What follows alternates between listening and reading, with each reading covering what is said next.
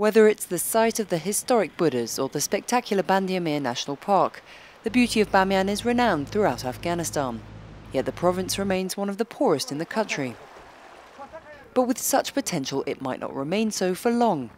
60 international business investors, from engineers to tour guides, recently visited for a 3-day conference on how tourism could become one of the means that brings business back to Bamyan. You can just raise your hand or just shout out some of the reasons that tourists make their destination.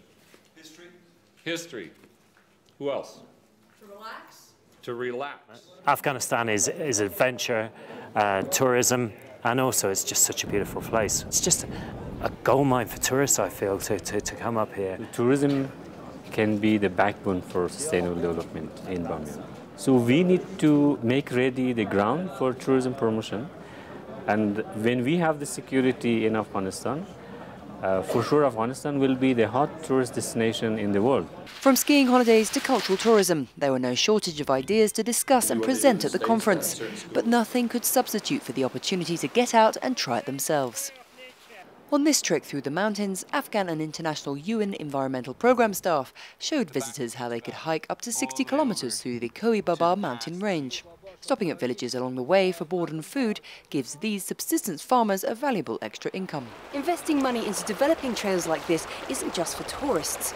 From the upkeep of the roads to refurbishing guest houses in villages for weary travellers, the benefit to the communities throughout the province will last long after the last tourist has gone home.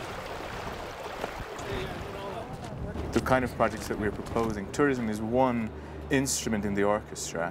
The facilities that we're developing are community facilities that can be used by the women, the children, the shura, the community leadership council. Anyway, there is nothing major being put in that would become a white elephant, a complete waste of time and money.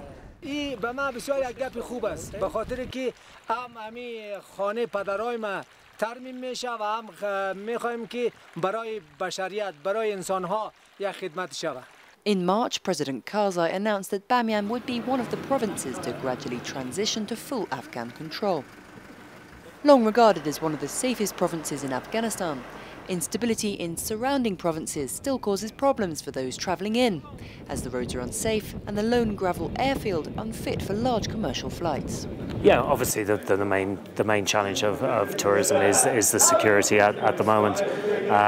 Last year, for example, we couldn't bring a group to Bamyan by road. It was deemed to be unsafe, and therefore we had to charge a flight. It cost us $8,000 in the end, and that completely, any small profit we were making on it completely wiped out. Heavy investment is already being put into developing the airport, and the governor of Bamyan believes the province is already secure enough for local and international tourists to come and visit.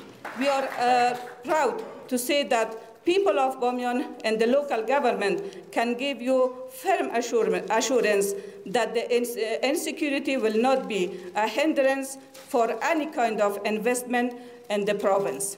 An ambitious vision for Bamyan perhaps, but one that can bring valuable development to the community, even if the tourist model doesn't take off. And most importantly, one that can bring hope and motivation to the people of Bamyan.